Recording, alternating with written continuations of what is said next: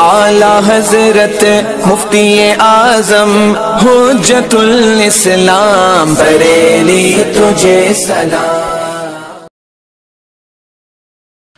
السلام علیکم ورحمۃ اللہ تعالی وبرکاتہ۔ مرکز اہل سنت جامعہ رضویہ منظر اسلام کے یوٹیوب چینل ہم سبق درس نظامی میں آپ کا خیر مقدم ہے۔ پیارے بچوں، جنہوں نے اب تک ہمارے چینل کو سبسکرائب نہیں کیا ہے وہ ضرور سبسکرائب کر لیں اور بیل آئیکن یعنی گھنٹی بھی بجا دیں تاکہ ہر ویڈیو کی نوٹیفیکیشن اطلاع اپلوڈ کرتے ہی آپ تک پہنچ جائے، اور اپنے ساتھیوں سے بھی شیئر کریں، شیئر کرنا نہ بھولیں تاکہ ان کو بھی فائدہ حاصل کرنے کا موقع ملے، اور بات پسند آئے تو لائک بھی کیا کریں اور اپنے قلبی تأثر کو ضرور کمنٹ کر کے بتائیں۔ بسم اللہ الرحمن الرحیم۔ قالوا یا ابن ام یا ابن عم خاصتاً، یہ صاحب قافیہ نے فرمایا ایسی اہل عرب نے یا ابن امہ بھی کہا ہے یا ابن عمہ بھی کہا ہے، بلکہ یہ کہو پوری عبارت پڑھ لو، مثل و باب یا غلامی، یا ابن ام یا ابن عم خاص کر یہ باب غلام یا غلامی جیسے باب کی طرح ہے، یا غلامی جو باب ہے، یعنی باب غلامی میں یا غلامی میں چار وجہ جائز تھیں، یا کو ساکن کر دینا، یا پر فتحہ دے دینا، یا کو حذف کر دینا ہے نا، کسرے پہ اکتفا کر لینا، یا کو الف سے بدل دینا، یہ چار وجہ جائز تھی۔ یا ابن امی یا ابن عمی، اس کے اندر بھی یہ چاروں وجہ جائز ہوں گی، مزید اس میں ایک وجہ اور جائز ہو جائے گی خاص کر اسی کے اندر ہے، جبکہ ابن کی اضافت ام یا عم کی جانب ہو، اور عم اور ام کی اضافت یا متکلم کی جانب ہو، تو اس کے اندر یہ چاروں وجہ جو باب یا غلامی میں جائز تھیں وہ چاروں وجہ تو جائز ہوں گی ہی، اس میں مزید ایک وجہ اور جائز ہوگی، کیا کہ یا ابن امہ، یا کو الف سے بدل کر یا ابن امہ، اور یا ابن عمہ، یا کو الف سے بدل کر پھر الف کو حذف کر کے فتحے پر اکتفا کر لینا، یہ وجہ بھی جائز ہوگی اس میں، بات سمجھ آئی؟ اور خاصتاً جو صاحب قافیہ نے کہا ہے یہ اختصاص جو ہے ام اور عم کی طرف نسبت کرتے ہوئے ہے کہ لفظ ابن کی اضافت اگر ام یا عم کی جانب ہو تو یہ وجوہ جائز ہوں گی، اور اگر ام اور عم کے علاوہ خال یا اخ کی جانب اضافت ہو جائے یا کسی اور کی جانب اضافت ہو جائے تو یہ وجہ کا ان وجوہ کا جواز نہیں ہوگا، بات سمجھ آئی؟ ذہن بات آئی؟ ہاں، ابن کی طرف نظر کرتے ہوئے اختصاص نہیں ہے، لہذا اگر بنت کی بھی اضافت ہو گئی تب بھی جائز ہوں گی، بات سمجھ میں آ گئی؟ فرماتے ہیں وقالو، اور اہل عرب نے کہا ہے یا ابن امی یا ابن عمی خاصتاً، ھذا الاختصاص بالنظر الی الام والعم، یہ اختصاص ام اور عم کی طرف نظر کرتے ہوئے ہے، اے لا یقال، نہیں کہا جائے گا یا ابن اخی، یہ نہیں کہا جائے گا، بلکہ یا کے ساتھ ہی کہا جائے گا، یا کو حذف کر دیا ہے نا، یا کے ساتھ ہی کہا جائے گا، یا ابن خالی نہیں کہا جائے گا، بل یقال یا ابن اخی یا ابن خالی، یا کے ساتھ، لا بالنظر الی الابن، ابن کی طرف نظر کرتے ہوئے نہیں ہے نا، ابن کی طرف بھی نظر کرتے ہوئے نہیں، فإنہم یقولون، وہ کہتے ہیں یا بنت امی، یا کو حذف کر کے، یا بنت عمی علی الوجوہ الاربعہ، چاروں طریقے پر کہتے ہیں، کہہ رہے ہیں کہ یا ابن عم یا ابن عم، ام اور عم یہ خاص کر ہے کس کی طرح؟ مثل و باب یا غلامی، یا غلامی کے باب کی طرح، یا غلامی کے باب کی طرح۔ فقالو، تو جیسے اس میں چاروں وجہ جائز تھی ویسے اس میں بھی چاروں وجہ جائز ہیں، تو اہل عرب نے کہا یا ابن امی و یا ابن عمی، ہے نا، تو یا کو ساکن کر دیا ہم نے، اور چاہو تو یا کو فتح دے دو، یا ابن امیہ یا ابن عمیہ، ہے نا، بے فتح الیا و سکونہا، ٹھیک ہے نا، و یا ابن ام یا ابن عم کسرے کے ساتھ، ہے نا، بحذف الیا، یا کو حذف کر کے، والاکتفا بالکسرہ، کسرے پر اکتفا کر کے. ایسے ہی کہا جائے یا ابن اما، یا ابن عما، ہے نا، بے ابدال الیا الفن، یا کو الف سے بدل کر.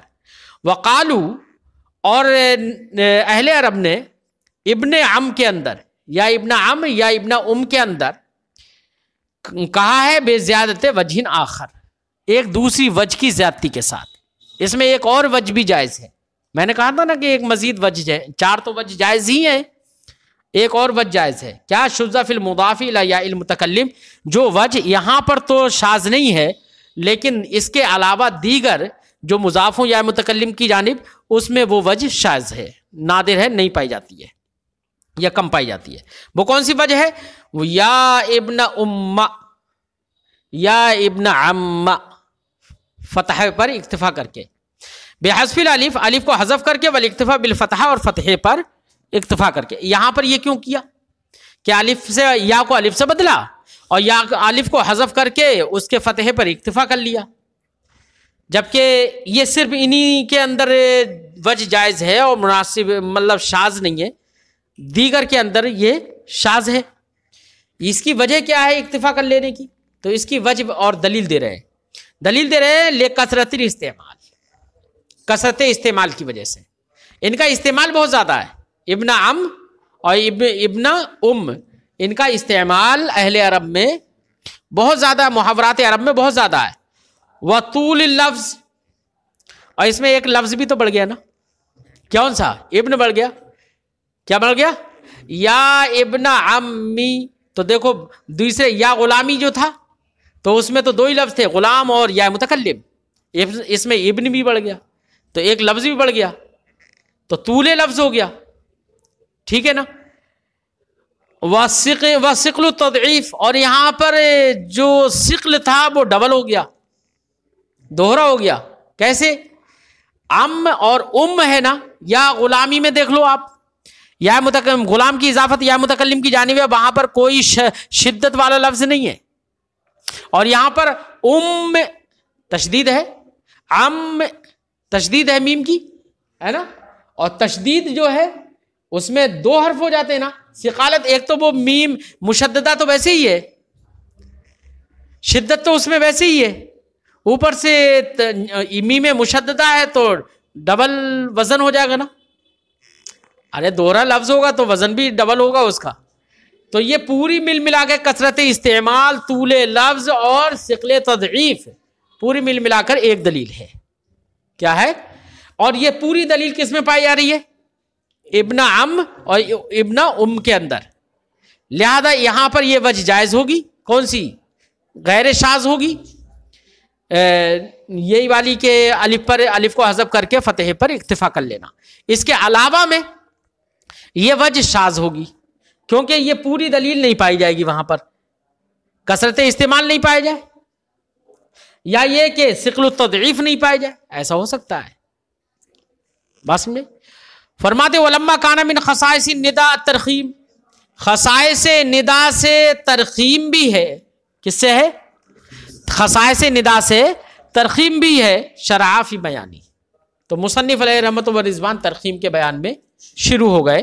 فقال، تو کہا وترخیم المنادى جائز فی غیرہ ضرورتا.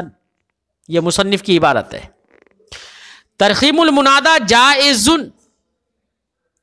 ترخیم المنادى، منادہ کو مرخم بنانا، منادہ کی ترخیم کرنا جائز ہے. فی غیرہ،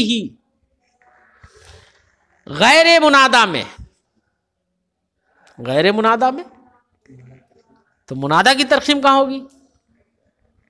سمجھے نہیں؟ یعنی نفس ترخیم جائز ہے غیر منادہ میں بھی ضرورتاً.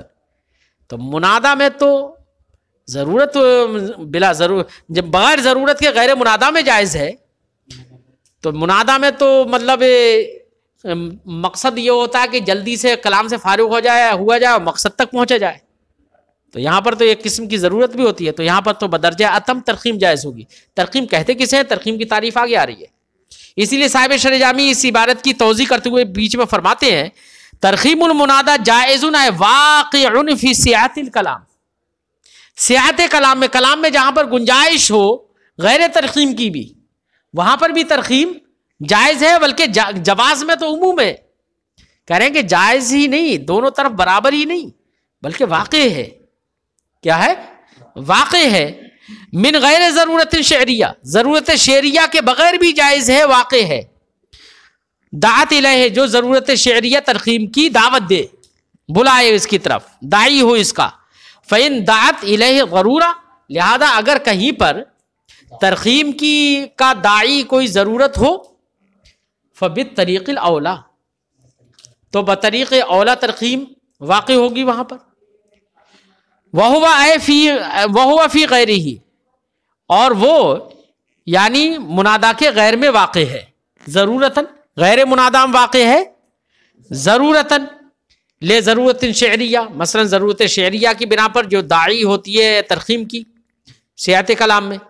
وَهُوَ اے ترخیم المنادا، جب ضرورت شعریہ کی بنا پر غیر منادا میں واقع ہے تو منادا میں بغیر ضرورت کے بھی واقع ہے ہوگی.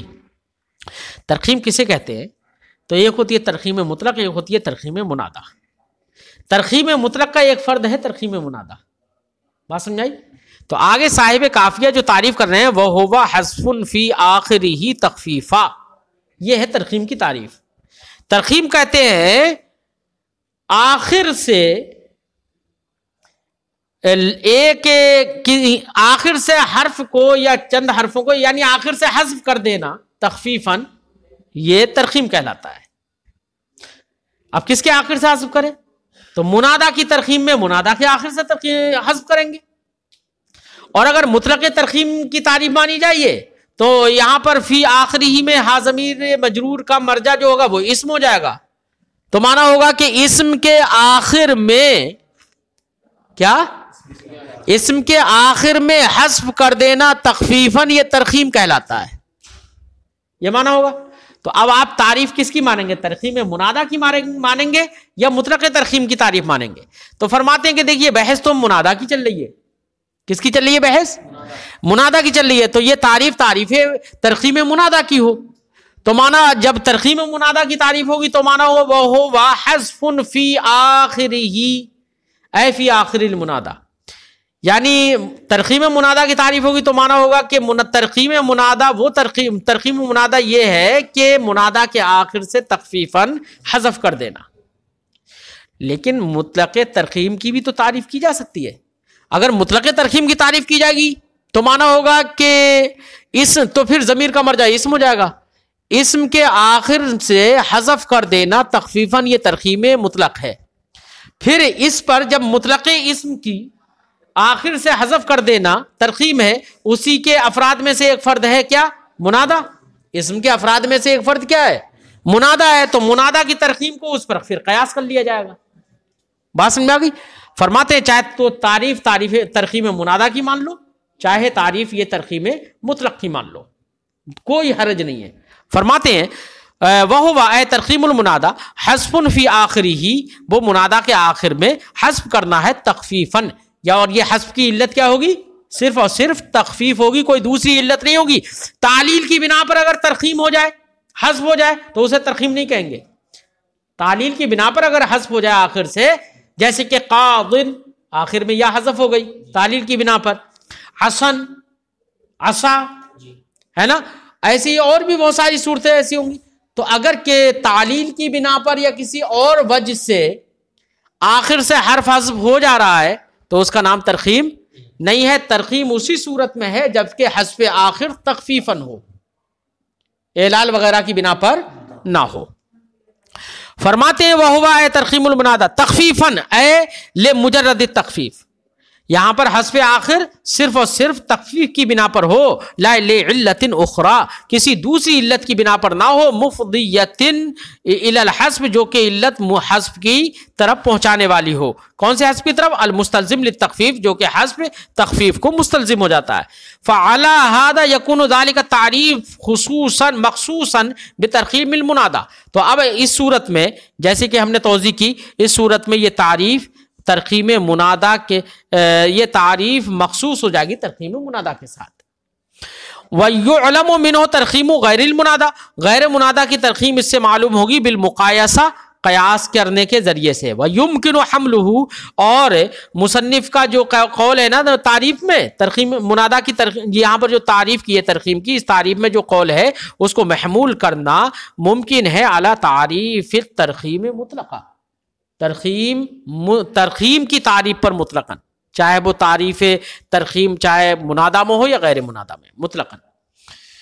اس کی کس طور سے؟ بے ارجاع ضمیر المرفوع الی الترخیم مطلقاً، کہ بھئی طور کے ضمیر مرفوع لوٹا دی جائے کس کی جانب؟ مطلقاً ترخیم کی جانب. اے ہوا میں جو ہوا ضمیر ہے مرفوع مطلقاً ترخیم کی جانب لوٹا دی جائے. بس ضمیر المجرور، اور ضمیر مجرور جو کہ فی آخری ہی میں جو ہاں ضمیر مجرور ہے یہ لوٹا دی جائے کس کی جانب؟ الی الاسم، کس کی جانب؟ تو ترخیم مطلق کی تعریف ہو جائے گی. وشرطہ، ترخیم کے لیے چند شرطیں ہیں، ایسا نہیں ہے کہ بغیر شرط کے حرف لفظ کے آخر سے حذف کر دو. چند شرطیں ہیں، 4 شرطیں ذکر کی ہیں ترخیم کی. کتنی؟ 4 شرطیں. 4 شرطوں میں پہلی 3 شرطیں تو صاحب کافیہ نے عدمی ذکر کی ہیں کہ ایسا نہ ہو، ایسا نہ ہو، ایسا نہ ہو، ہے نا.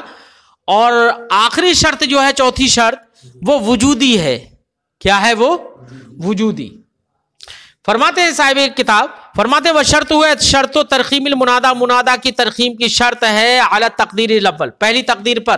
کس تقدیر پر؟ جبکہ ترخیم منادا کی تعریف مانی جائے.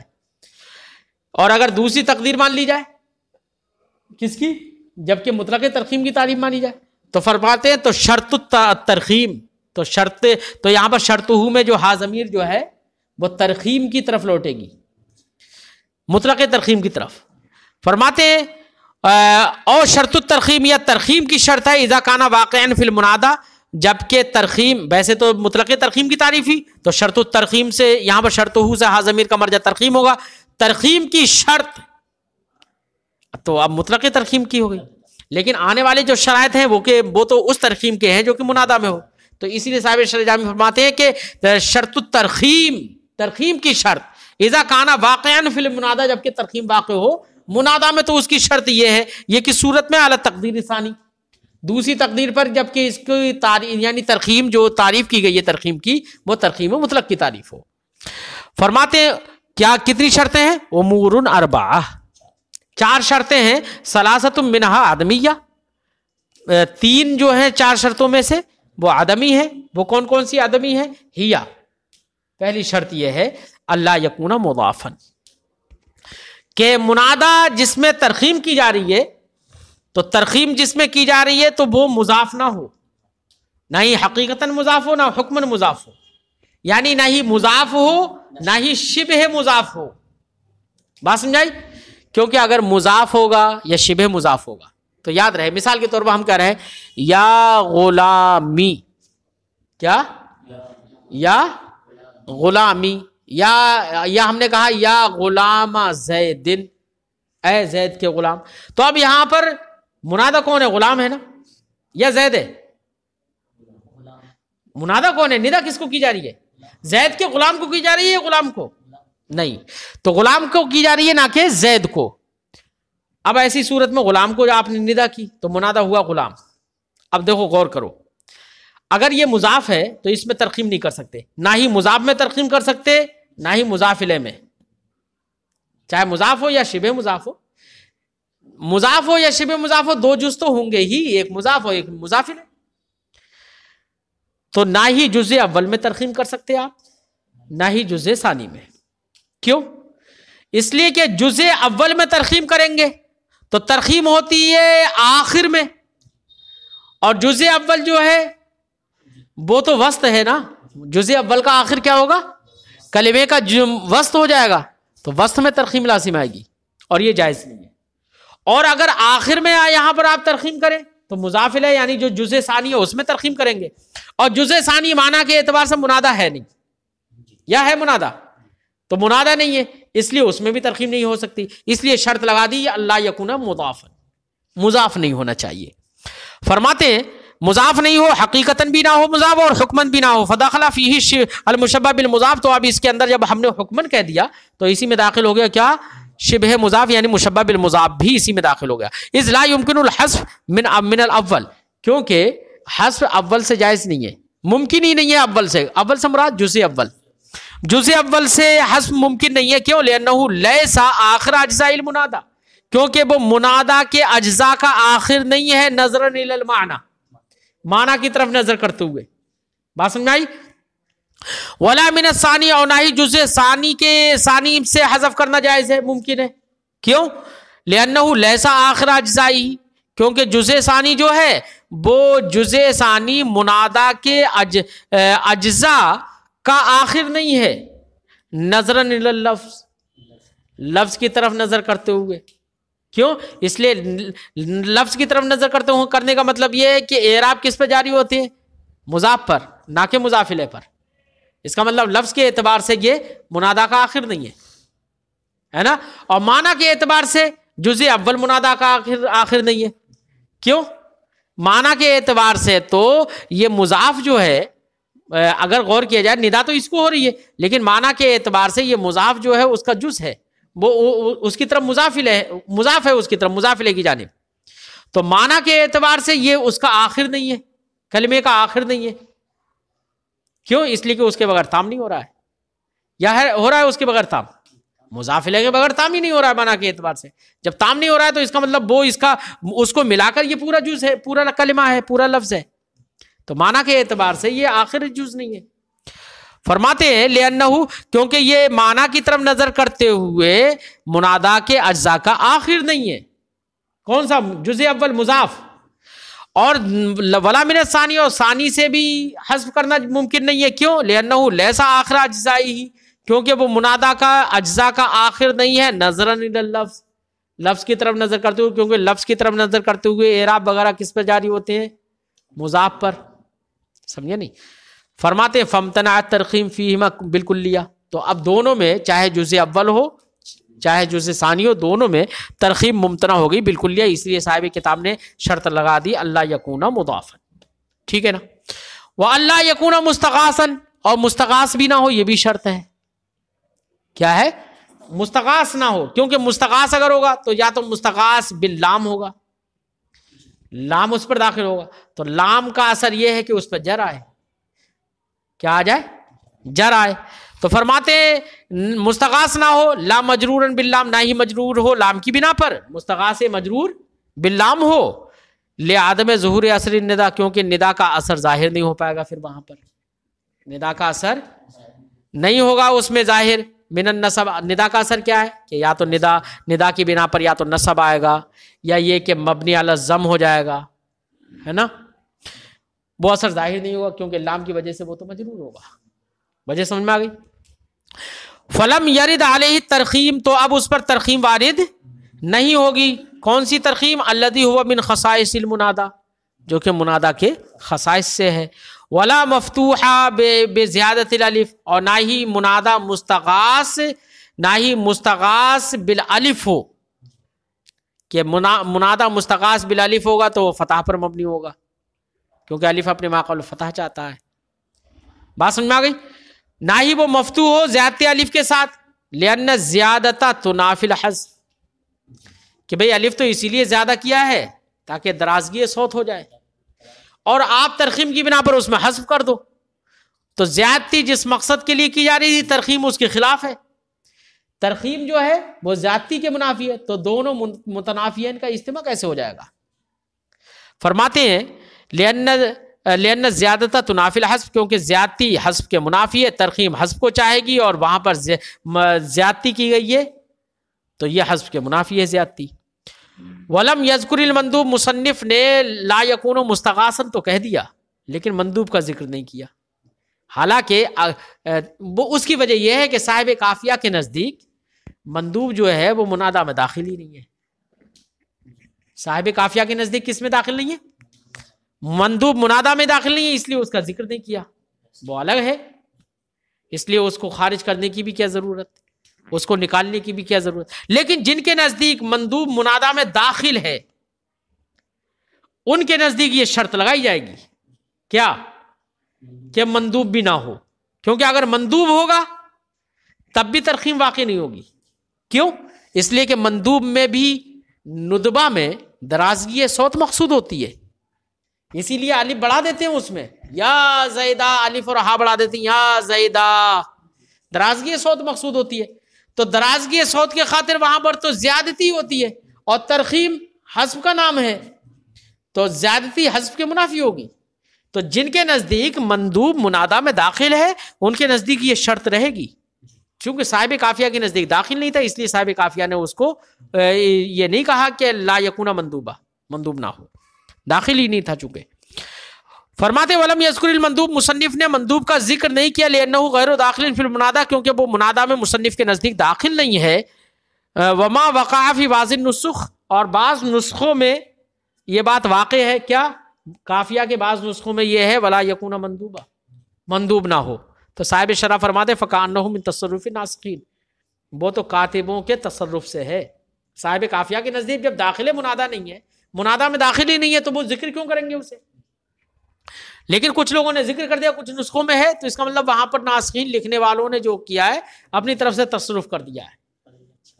ہاں، فکانہ من تصرف ناسخین مع ان وجہ اشتراطہ عند دخولہ فی المنادا. ہاں، مندوب نہ ہونے کا شرط ہونے کی وجہ اس صورت میں جبکہ وہ منادا میں داخل ہو، تو داخل ہونے کے وقت یہ شرط ہونا ظاہر، کیا ہے؟ ظاہر ہے. وہ یہ کہ ان الاغلب فیہ زیادۃ الالف، کہ مندوب میں زیادہ تر کیا ہوتا ہے؟ الف کی زیادتی ہوتی ہے، فی آخری، اس کے آخر میں، لمد الصوت، آواز کو دراز کرنے کے لیے، اظہارا للتفجع، درد مندی کا اظہار کرنے کے لیے. فلا یناسبہ ترخیم، اس میں تو زیادتی کی جاتی ہے، تو ترخیم اس کے مناسب نہیں ہوگی، کیونکہ ترخیم حذف کا نام ہے جو کہ اس کے منافی ہے. لہذا تخفیف کے خاطر اس میں ترخیم مناسب نہیں ہوگی. وَأَلَّا يَكُونَ جُمْلَةً، اور تیسری شرط کیا ہے کہ منادا، ترخیم کی تیسری شرط یہ ہے کہ منادا جملہ نہ ہو. کیا نہ ہو؟ جملہ نہ ہو. کیوں؟ اس لیے کہ اگر جملہ ہوگا تو جملہ پر اعراب حکائی جاری ہوتا ہے، وہ تو محکی انہا ہوتا ہے، جو کہ تو اس کو ذکر کیا جاتا ہے نا. اگر اس میں ترخیم کر دی جائے، اگر منادا جملہ اگر ہے اور پھر ترخیم اس میں جائز ہو جائے، تو ترخیم کا جائز ہونے کا مطلب یہ کہ آخر سے حذف کریں گے. جب آخر سے حذف کریں گے تو اس کی تو کسی قصہ غریبہ پر دلالت ہوتی ہے، اسی لیے اس کو جو کا تو رکھا جاتا ہے. اب یہاں پر حذف کر دیں گے تو وہ قصہ غریبہ پر دلالت ہی نہیں رہے گی، ہے نا. بات سمجھ میں آئی؟ فرماتے ہیں اللہ یکون جملہ، تیسری شرط یہ ہے کہ جملہ نہ ہو. جیسے تعبت شرّا، یا تعبت شرّا، اب ایسے تھوڑی ہے کہ آخر سے حذف کر دو. بھئی جملہ ہے تو پورے ایک جز کو تو حذف کریں گے، یا تعبتا ہو جائے گا، پھر شرن حذف ہو گیا تو اب یہ قصہ غریبہ پر جو دلالت تھی وہ دلالتی مفقود ہو جائے گی. پھر فرماتے ہیں لأن الجملۃ محکیۃ بحالها، کیونکہ جملہ کو ہو بہو جو کا تو رکھا جاتا ہے، حکایت کیا جاتا ہے، بیان کیا جاتا ہے. فلا تغیر، تو اس کے اندر کوئی تغیر نہیں ہوتا ہے. بات سمجھ میں آ گئی؟ اس لیے یہ تین شرطیں لگائیں. چوتھی شرط کیا ہے؟ ہم نے کہا کہ چوتھی شرط وجودی ہے، عدمی نہیں ہے.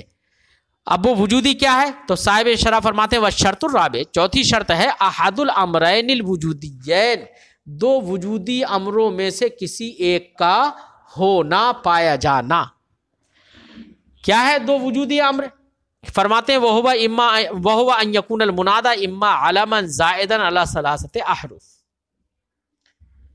اس چوتھی شرط کی تفصیل انشاءاللہ آئندہ